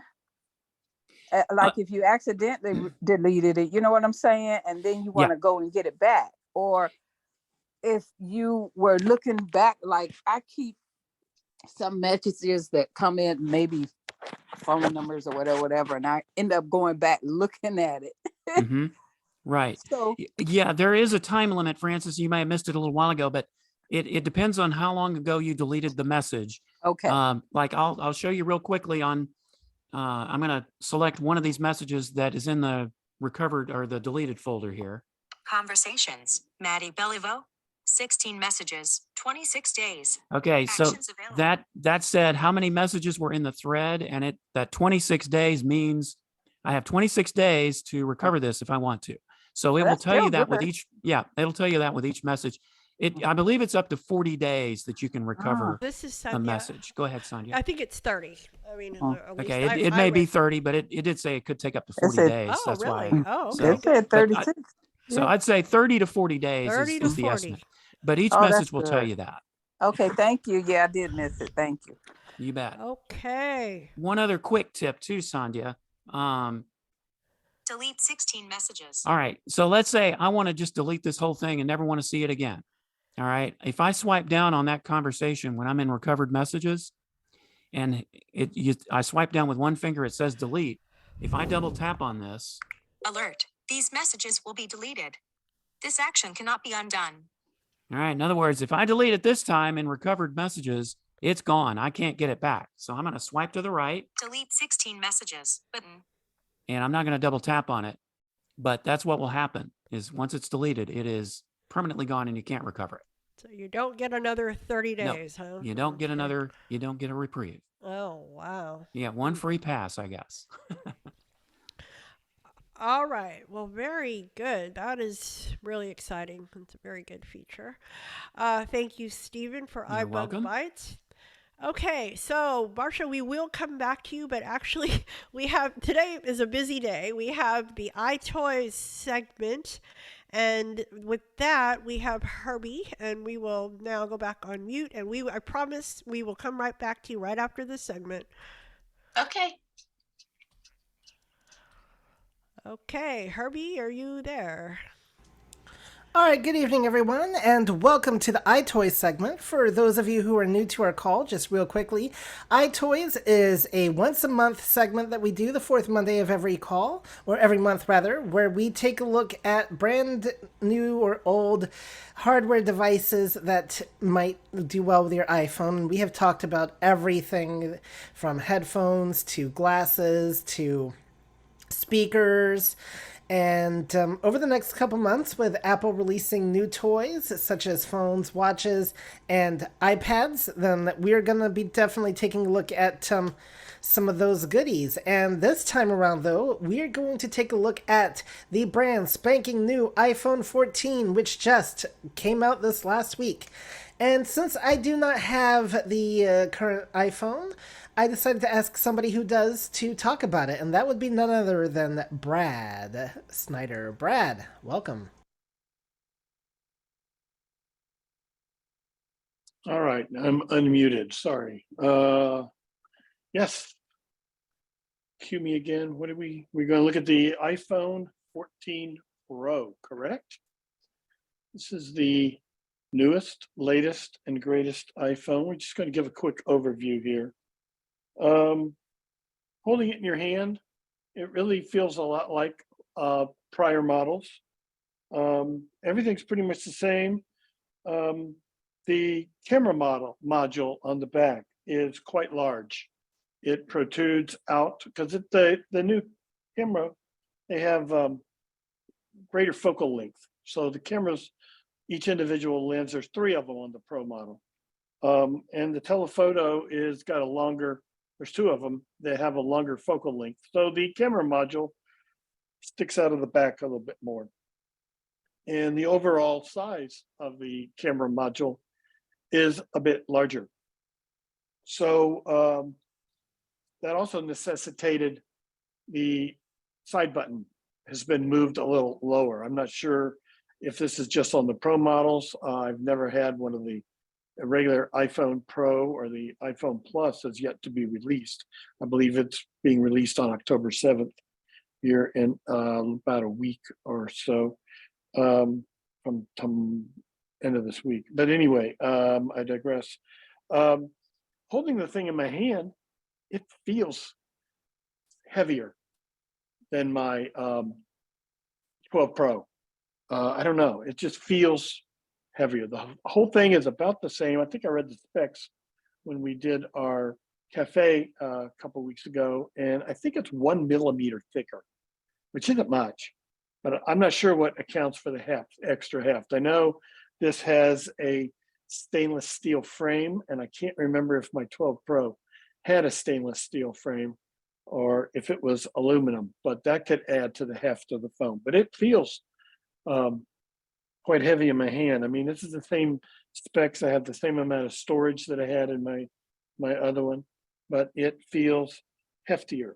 There is a new feature on the phone that a lot of us have been wanting for a long time, and it is a shutdown sound.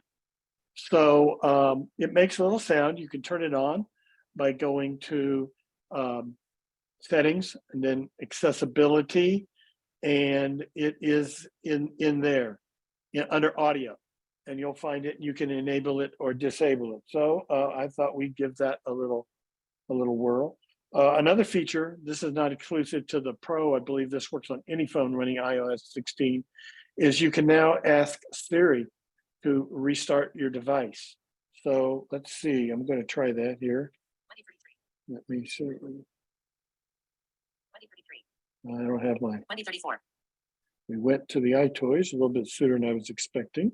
Vertical language, headings, language, vertical character, words, speaking rate, 655%. All right, we get our speech rate.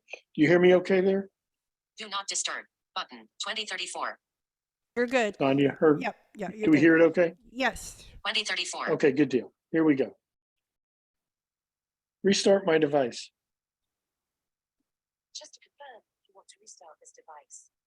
Yes. There's a little sound. Now give it a second, it'll restart and we'll hear it come back. Wait for it.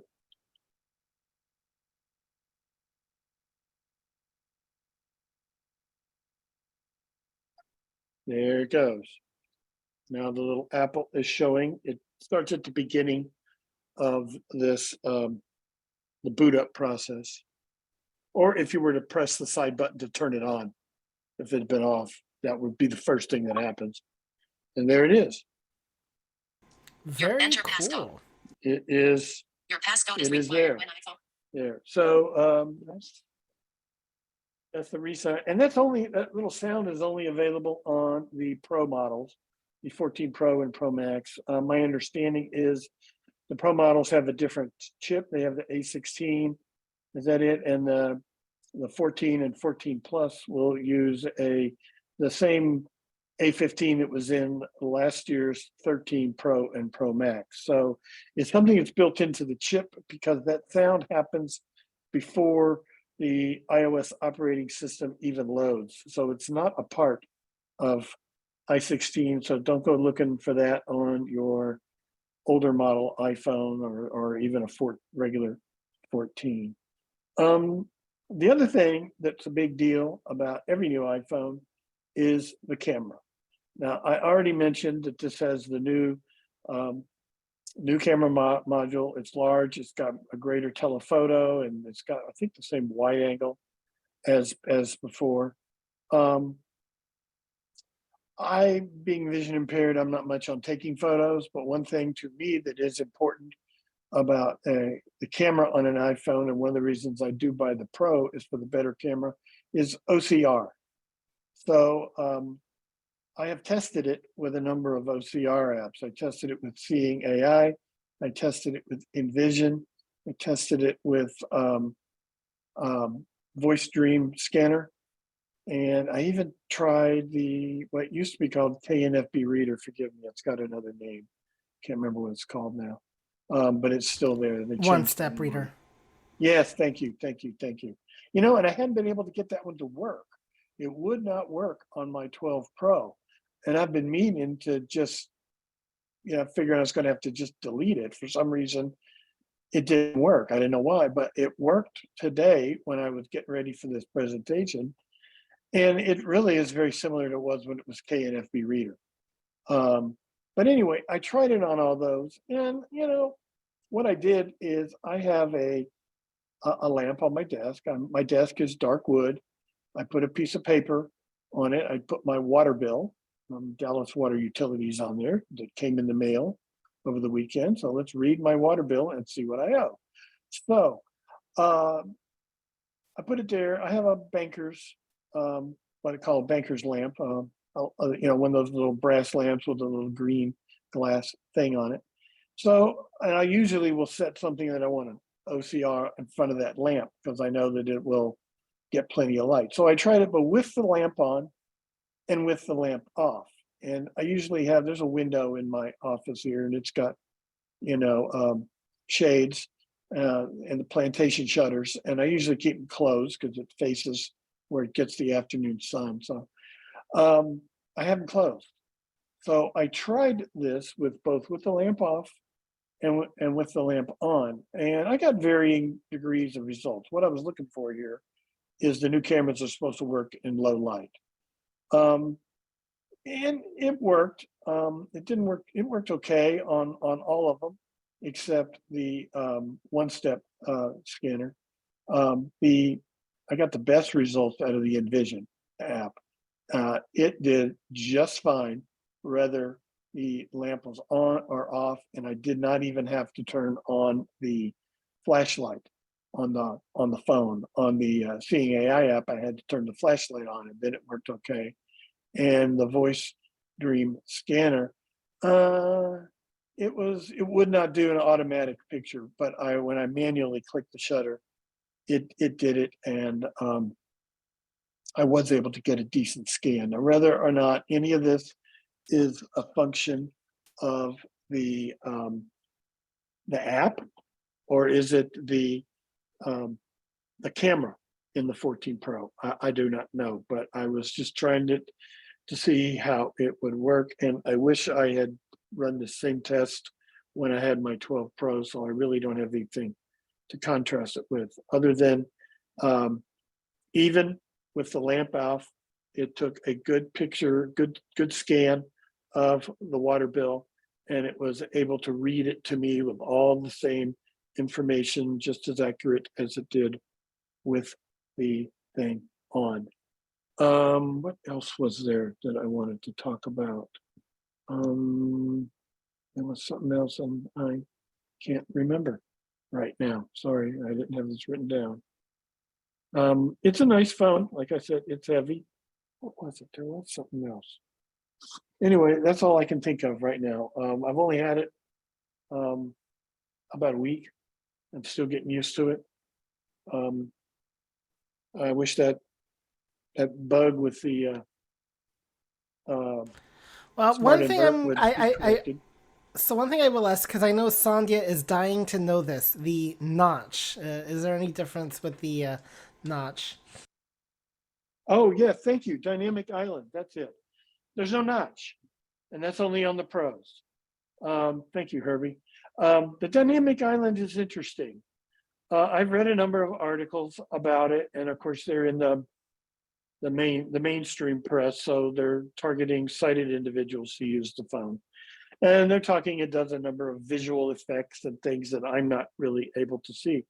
One thing I do like about it is I can be using a audio app such as my podcast player or something else. Over the weekend, I was watching a NASCAR race and was using the NASCAR app to listen to the radio broadcast. And when I'm in another app or in the home screen, the Dynamic Island shows a little icon for the audio. And it said, PRN radio, which is what the NASCAR app is playing the race on. And I'm able to double tap on that, and it brings up the app that's playing the audio that I'm listening to. I've also played with it. You can do a long press, one finger, a double tap and hold, and it will bring up a little context menu where you're able to adjust, play, pause, forward, backwards, things of that nature. And then you can, there's a dismiss button, or I did a 2-finger swipe and it dismissed it. So it's kind of neat. That's about all I've used the Dynamic Island for. It is a small, they call it an oval. Sometimes it's an oval, sometimes it's almost like a little rectangle with rounded edges. It seems to change, so hence dynamic.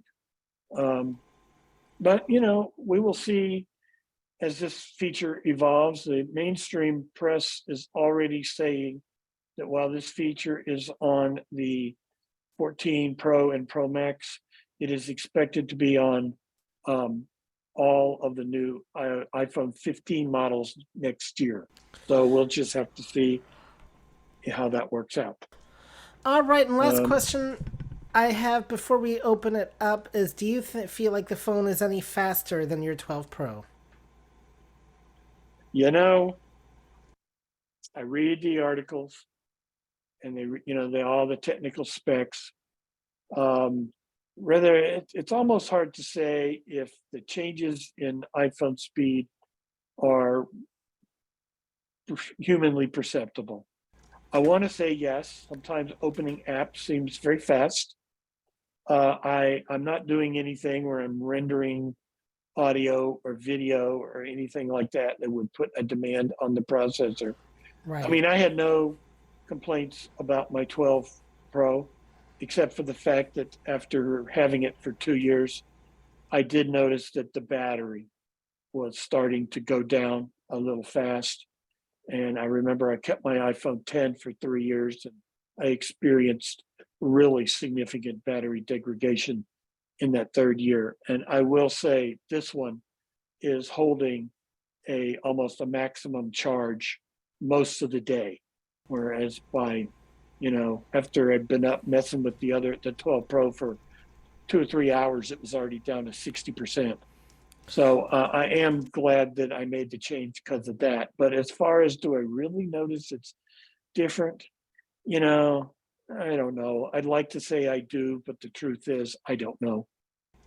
All right, well, a phone that holds its charge is wonderful. And with that, let's open it up to questions. Yeah, just a few questions. We got to get back to Marcia and a few others. Okay, go ahead. Anybody This is quickly? Dan. Go, This is Dan. Yes, Dan, go ahead. Okay. Brad, regarding LiDAR, I believe LiDAR is on the 14 Pro. Yes, Can it you is. confirm that it is? Okay. Yeah, oh And, yes, it's been on all the pros beginning with the 12 Pro series. okay, is LiDAR on by default, or do you have to turn it on somehow? It's on whenever you're using an app that uses LiDAR. So if I were to use Seeing AI in the World feature, which Sandhya and I demonstrated recently at the ACB Texas convention, it will just automatically work. There's also some other apps that have it as well. There's not too many, it's a handful of apps that utilize LiDAR, but yes, All if right. the app is using it, it's there. All right, and a good example is the magnifier app with people detection and door detection. People detection, All right. yes. Yes, and door detection as well. Okay, thank you, Dan. Okay, who is I am next? told door detection works well in the daytime, but it's got some issues at night. All I right, have not had Nikki. an opportunity to get out and use it yet. All right. Brad, can you turn your phone off and on again so that we can hear that sound again? I want to hear it again. It Herbie, was you want to hear it very- again? Yes, please. Well, I tell very you what, low. so it's just two little tones. If we have time, maybe we can revisit that. But Okay. I want to make Okay, sure no we get problem. to. Yep, but Thank very good. And okay, who is next? Elisa. Elisa. How much did it cost you, and what did you get it from a The carrier? Or how iPhone, did it... the iPhone 14 Pro, just like all previous Pros, starts at $999.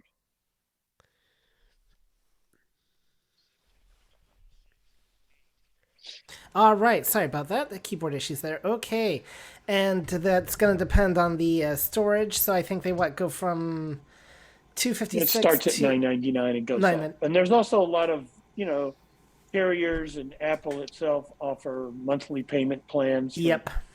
For 2 years, some of the other carriers, like maybe AT&T or Verizon, may have a 36-month, I think. So there's deals out there. I'm not aware of all of them. Definitely. I just know they're out there. All right, and just a reminder too, when you get the new iPhone 14, that you are no longer going to be dealing with a SIM card. It is eSIM That's right. activated. So, I will say the activation process on that was really quite simple.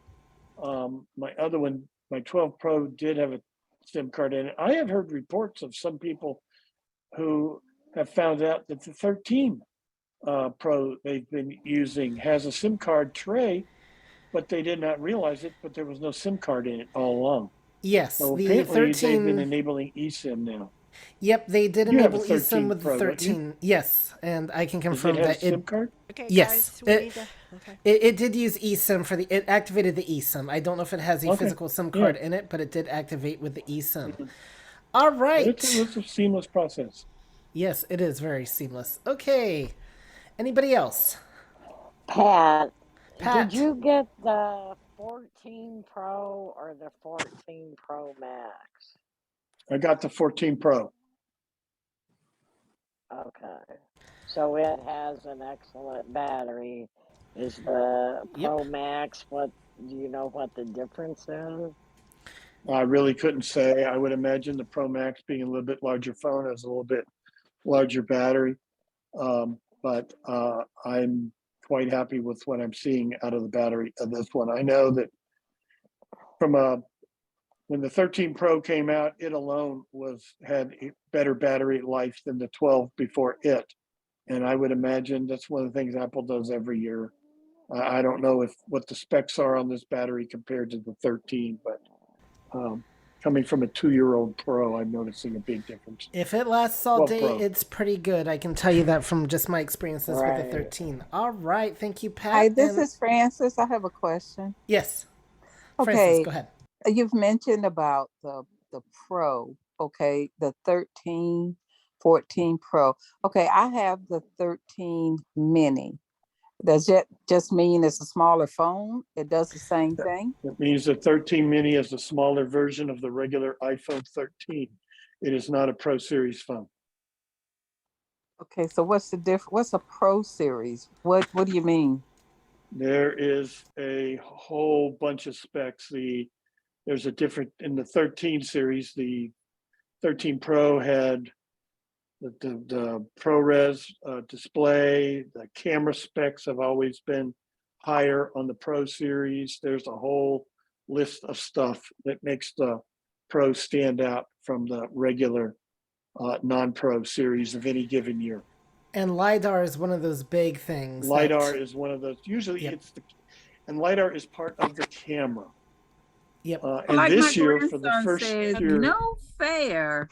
All right, guys, we're going to have to wrap it up. All right. So, okay. Thank you, Brad. Thank you, Herbie.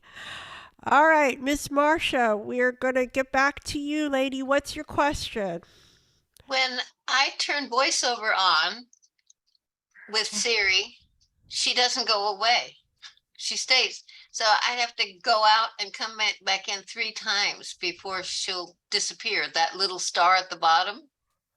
Okay, I don't know what star it is. Well, you know, but- it's a kind of a thing that this is Brad. Brad, go ahead, Brad. Either swipe up from the bottom or press the side button and it'll go away. Swipe up from the bottom. What type of phone do you have? 13. Swipe up from the bottom and that'll dismiss Siri, or press the side button one time and that will dismiss Siri, either one. Now on the side, there's the button that you turn it off with, and then there's a button underneath that. Which one of those? When you're holding the phone so the screen is facing you, the button is known as the side button, or some people may call it the power button, is on the right-hand side of the phone. Okay. There's no other button on that side of the phone. Okay. Well, then. Oh, okay. All right. Thank you very much. This is Shree. Go ahead, Shree. I was going to say you can also use the scrub feature when you ask Siri a question if you want the screen to clear out. All right, you want to describe the scrub feature real quick? Yeah, please.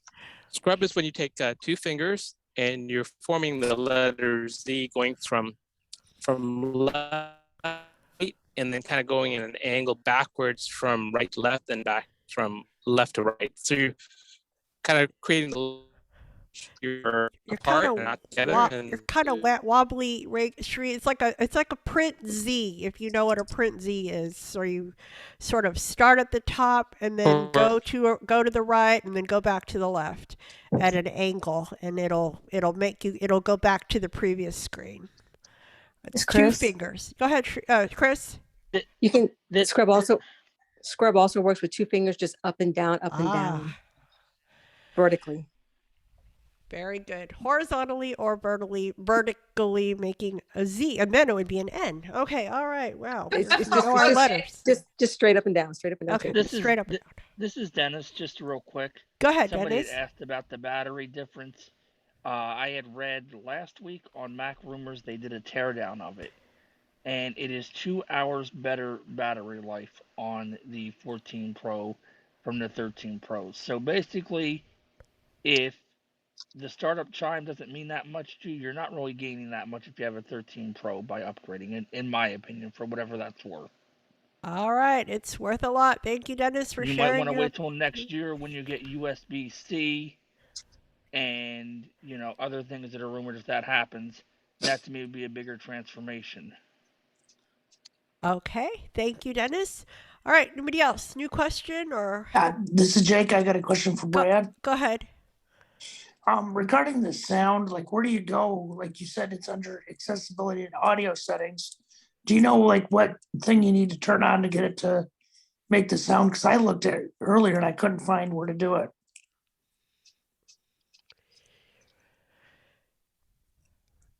Brad, he might be. I believe it's accessibility. Are you talking the sound? Hang on, Dan. Okay, go ahead, Brad. Are you talking the sound? Yes. Yeah. Do you have a 14 Pro? I have a 14 Pro Max. I just upgraded.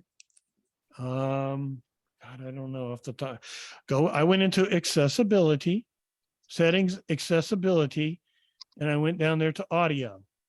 Huh. And Okay. it should be in there. Let me look again. You know what it's called by chance or not? This is Startup Dan. sound. I can't remember off the top of my head. Hang I on, know it when I Dan. see it, but Maybe Dan will. Dan. I think it's in hearing. I think you have to go into I think it's accessibility hearing audio. under audio. Yeah, right. That's it. it's under audio. Yeah, but you have to click on hearing. Okay, who is that first. speaking? Is that Dennis? Yes. Okay, just let you know, just say your name so we know who's speaking. Okay, so Dennis Okay. is go to hearing and then audio. Okay. All right. I hope I think that it's audio and visual to be specific, but that's where it's under. I think it's something like startup chime or startup sound or startup Okay. tone, something like that. I'll find it. I'm an expert at the iPhone, so I'll find it. All right. Good job. Thank you. you. Okay, go And that would ahead. be something, if you couldn't find it, Apple Accessibility would certainly be able to assist with. All right. Thank you, Dennis. All right, go ahead, Elisa. So I have an Apple Watch SE, the new one, and I guess it got unpaired from my phone, and I tried to pair it, but it's not doing nothing. Okay, anybody want to help Elisa why she can't pair her phone? What are you trying to pair it with? My watch is to pair it to my phone, but it's not doing anything like it. My mom did it, but it didn't give her the right time, I think. I'm not sure. Okay, anybody? Any And we thoughts? paired it before, but it never got unpaired. I don't know why it got unpaired this time. Okay, anybody with an Apple Watch want to help? This is Elise? Herbie. Go ahead, Herbie. If it's not, so you said it's paired. Is it paired or is it not? I'm a little bit. It's not paired, but she wants to put it back. Elisa, no, it's not paired. I have to repair it again, I guess. I'm not So sure why. I would do a complete reset on the watch and just start from scratch. That would be the easiest. Okay, so restart. Okay, all right. Thank you, Elisa. Who's next? Next question. Anybody with a quick question? This is Chris. Chris. This is just real quick for Debbie for the auto capitalization. It was under settings and then general and then keyboard. All right. Thank you, Chris. Okay. Final question. Anybody else? Okay. Last chance. People on Clubhouse, you have a question? All right. Okay. Well, this is Steven. Sorry? This is Steven. They're what? Oh. Steven has a Steven, question. go Steven. Yeah, Oh, sorry. I was going to say, am I not being heard again? Yeah, you're being heard. I'm just ignoring you. Go ahead. That's okay. I deserve it. Okay, so quick question. A friend of mine is trying to update to iOS 16 from her iPad 5th gen 9.7 inch, and I was under the impression that that particular one you can upgrade to 16, but she keeps saying it doesn't show up. Only 15.7 does. Okay, anybody quick question answer for Steven? Can it or can it not update to It's the iOS? iPad 5th gen This is Brad. 2017. Brad. iPad runs iPad OS, and iPad OS 16 has not been released yet. It's supposed to come out sometime in October. Okay. Good. Very All good. right. Thank you, Brad. Thank you, Brad. Okay, thank you, Stephen. This brings us to the end of our call, and I'm really thankful for everybody on the call. Thank you. Welcome to all the people on Clubhouse. We hope you found this informative. We do this every Monday night, so please come and join us. Just a recap of this week's event. So tomorrow is Clubhouse. We'll be there from 5 to 6 for iBUG Mini Buzz. In the evening, we have Mac and Talk on Zoom from 7 to 8:30. All questions relating to your Mac. Then Thursday is It's iBUG's Life at 6 o'clock to 8 o'clock, talking about everything in the kitchen sink, talking about repairs around the house. Then Friday, iBUG Night at the Virtual Movies. We're going to be watching a thriller, pretty exciting movie called Seven, and that will be on Friday. And then Saturday, we have iBUG Unplugged, and that will be in the evening at 8 p.m. on Zoom, and the topic is to be announced. All right, so those are the events coming up, and we are so happy that everybody's here. Thank you for all your participation, questions, and answers, and we will say goodnight and have a great week, and good night.